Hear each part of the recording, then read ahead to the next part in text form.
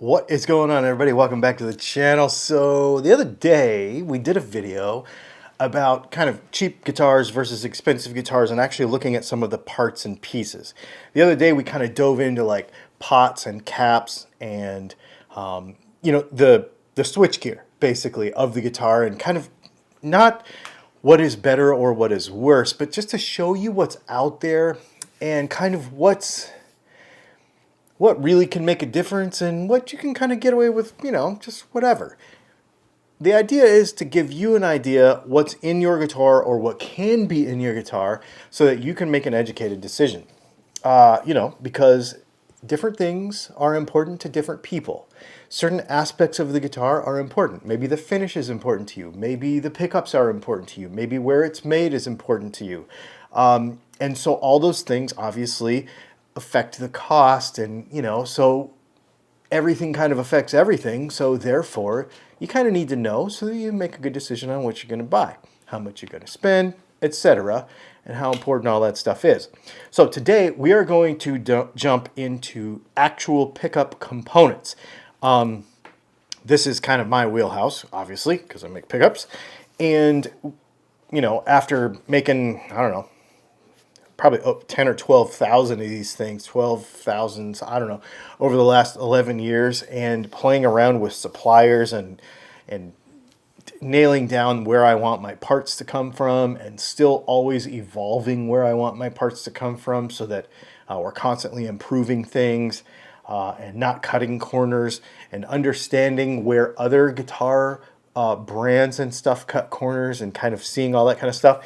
I want to share that with you. So let's give you an overhead shot over here, and let's go through some of the individual parts and pieces of making a pickup and figure out what's important. So before we get started, we've got a bunch of stuff here. We've got a bunch of covers, we've got base plates, we've got screws, we've got different kinds of screws with different purposes. We've got our bobbins here, we've got flat work material, which becomes bobbins, we've got wire, and we've got magnets. So that's pretty much everything that you would think of when it goes into a pickup. Oh, and coil wire, so we'll grab a spool of that and we'll talk about that. So let's jump into each of these individual things and kind of talk about cheap versus expensive, what really matters, etc. All right, where do we want to start? I'll tell you what, let's start with magnets. So magnets are obviously going to be one of the centerpieces of a pickup. There are all kinds of different qualities of magnets, different vendors of magnets. Now, one thing that people should understand is pretty much every magnet comes from China. There are a couple of manufacturers in Germany, I think, and there might be one in the United States, but the problem is the United States made stuff is just in no way cost effective unless you want to spend like $500 for a set of pickups. So, basically all the magnets come from China. It's just kind of one of those things, just being super transparent with you. Now, just because you can get something on eBay, or just because you can get something on Amazon, or just because you can buy something from somewhere, doesn't make them all equal. It's taken me 10 years to get to a point where I have a magnet supplier that I'm comfortable with and that gives me a consistent product. I've had problems with this in the past, and so when you buy cheap pickups, they're going to be basically parts bin stuff. Most of these parts that we talk about are kind of they're going to be built to a price. So one of the things that you can really cheap out on is magnets. What we pay per one of these might surprise you. If you go to Mojo Tone, for example, and what are these, 79 cents a piece?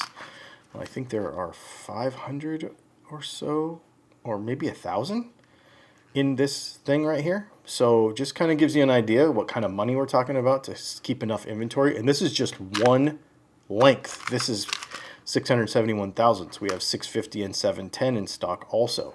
So, there's a bunch of money in inventory here. These are rough cut cast Alnico 5 magnet bars, and we buy these a couple thousand at a time too. Because for P90s, especially because we use two of them, we go through a lot of them. So magnets can really get cheap. You can really cheap out on them, and it's a huge deal in the pickup. It can make a difference in the tone. of a pickup for sure. And the biggest thing is consistency across time. You know, we've been making pickups for 11 years. Are we going to stay consistent? That's the most important thing. So consistency. Let's talk about bobbins. Now, this is going to be a few different situations here. We have our plastic bobbins. So this is a P90 bobbin, and this is there's a few different ways you can do it. You can do it with phenolic. I like these plastic ones. Now, when you buy plastic stuff, in the old days they used to use butyrate because they didn't have ABS. Now we have ABS. It's easier to get, it's cheaper to get, and it's more consistent. There are a lot of different qualities of bobbins that you can buy.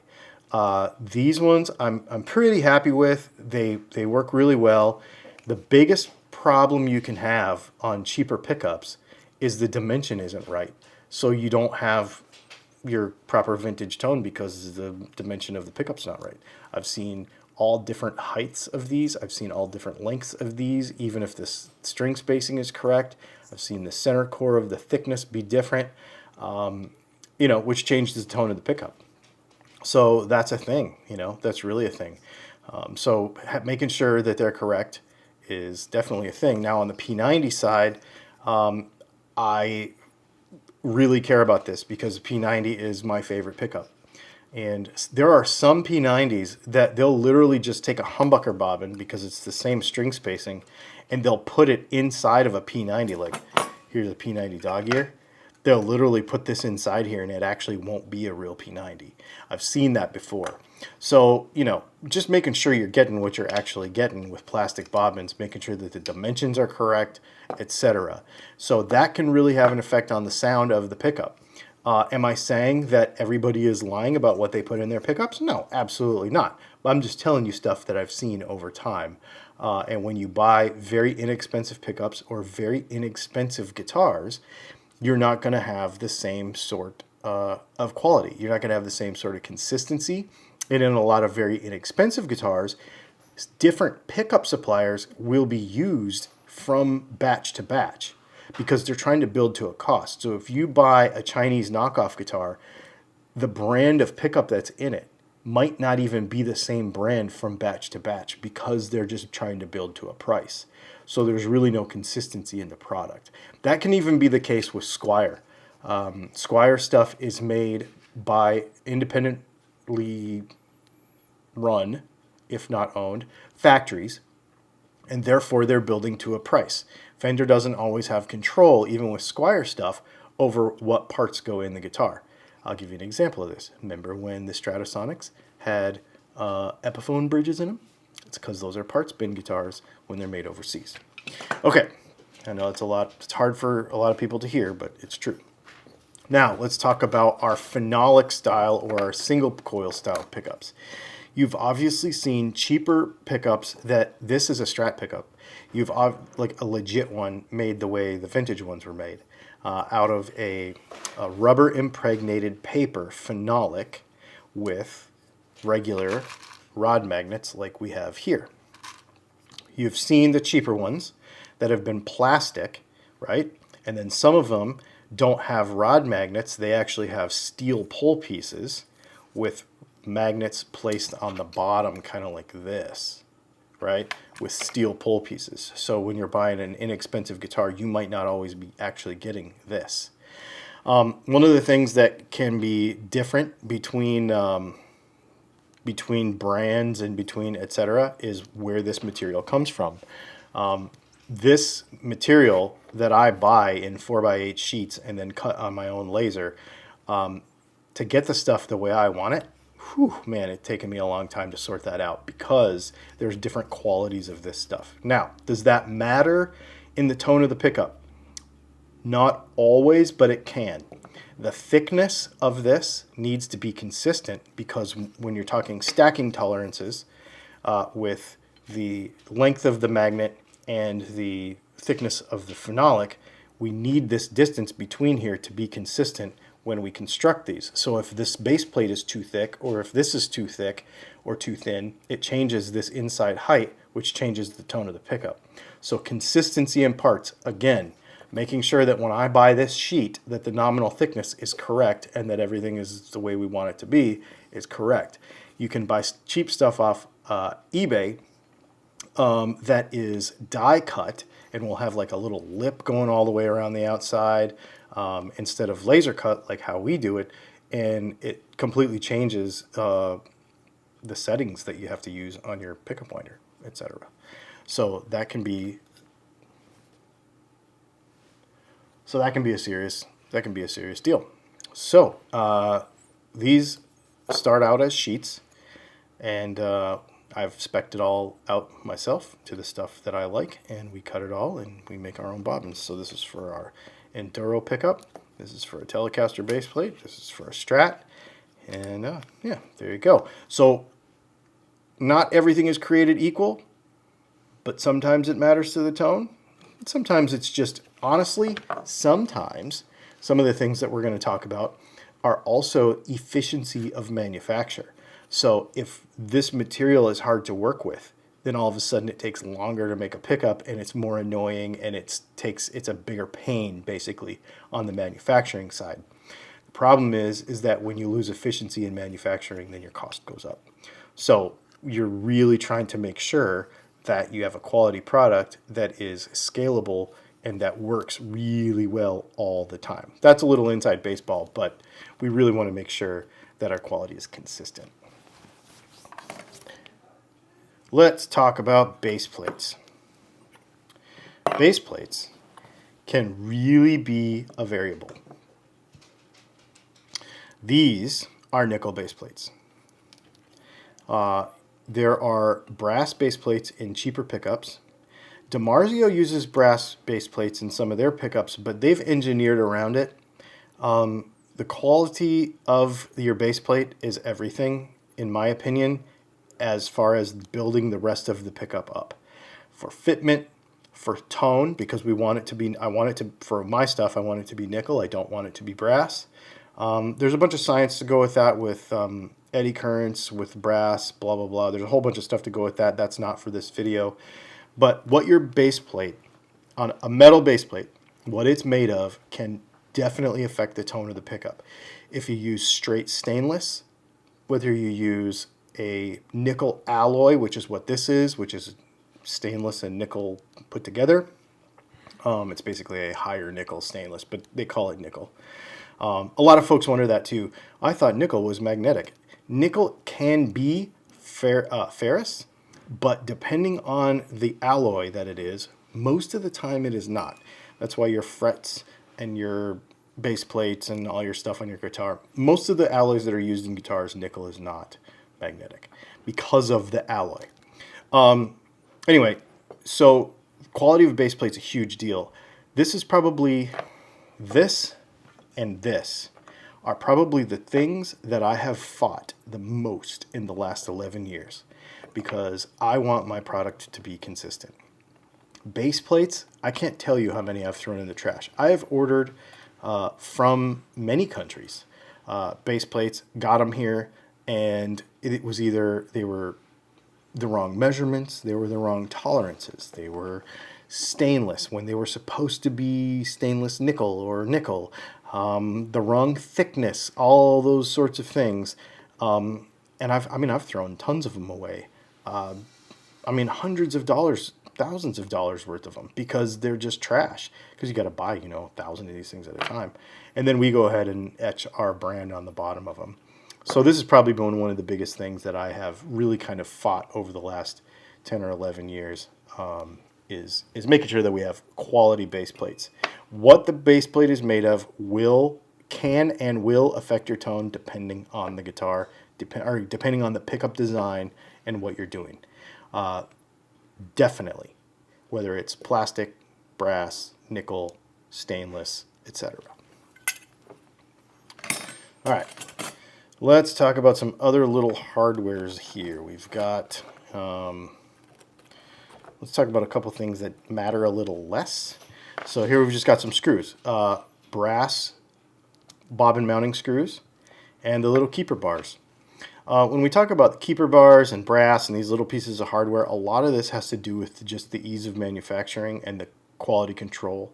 We want this to be the right kind of metal because this sits between the magnets. These magnets are not magnetized yet, but these sit between the magnets. So if this is the wrong kind of metal, then it won't be magnetic enough, or it'll be too magnetic, etc. So we want it to be the right size. We also want the machining to be good so that it fits flush. We want all of that stuff. We want it to be really good. So that's a thing. That's something that I really, really care about, is that fitment right there, that how all that looks right there. That's awesome. Brass screws.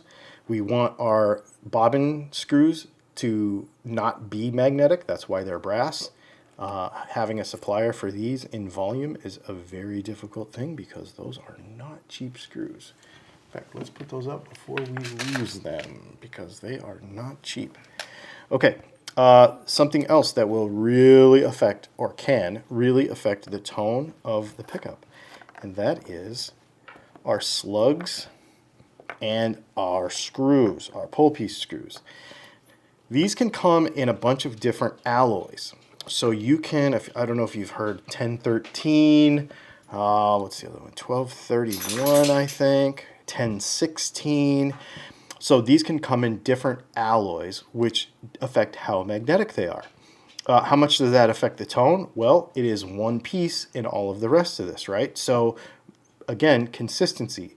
The biggest thing is when you're making as many as we do, you got to make sure that you can order enough to be consistent over time. It's a tough deal. And then also you want to make sure that the chrome plating doesn't come off and all this kind of stuff. Like it's a thing. Cheaper pickups are going to have kind of, I've seen really weird shaped ones with little cones on the bottom. I've seen all kinds of stuff. And again, the alloy makes a difference as well. All right, let's move over to covers. Now, covers, let's talk about the plastic ones first, because the plastic ones are easy. The plastic ones really comes down to fitment, and I want to make sure that they look nice and that they that they fit right, and everything is good there. That's really all it comes down to. It's just a hard thing to find consistently, though. We engrave all of ours by hand when we ship the pickup. These are the ones that you really got to think about. So there is a few different ways to do plating. You can plate brass and you can plate nickel. These are nickel. So you can have a brass substrate, and then you'll have copper and tin and blah blah and nickel. Like this one's chrome and this one's nickel. Chrome is basically like a clear coating that goes over nickel. That's why nickel looks a little on the frosty goldy side in comparison to the bluishness of chrome, if that makes sense. So making sure that the quality of these components is good, making sure the plating is good, making sure that the materials in the plating don't give you eddy currents that you don't want, which brass will do, which is what cheaper pickups have. Cheaper guitars have. They'll have a brass plated, they'll have a chrome plated brass, or they'll have painted. I've seen a lot of painted on the black stuff, which I don't like. This can really affect the tone. So when we're talking about stuff that can super affect the tone, we're talking about the dimensions of the bobbin, right? Thicknesses and heights and all that kind of stuff. We're talking about the quality and dimensions of magnets. We're talking about the alloys in the pull pieces and screws. And we're talking about the materials in the base plates and the overall construction quality and consistency from product to product. And then the last thing we can talk about is the wire to put it all together. So we've got our braided cloth wire. This is the Gavit braided cloth wire. This stuff is awesome. This is what we use in a lot of our vintage spec stuff. So like our Firebird stuff, our DAFs, our Thruxtons, stuff like that. And then we have this 4-wire conductor, 5-wire actually. It's 4 wires and a drain line that we use for our center punches so that you can coil split. Cheap wire will be super loose. This stuff is really nice. The insulation is really nice and tight. It works really well. The insulation is good quality. And then, of course, we have our cloth-covered wire for like our Strat pickups and our Tele pickups and stuff. And this is pre-tinned, so this whole wire has been tinned already. Gavit wire, this is the brand. And I like it because it holds shape. It makes it really easy to work with, and it's just really quality stuff.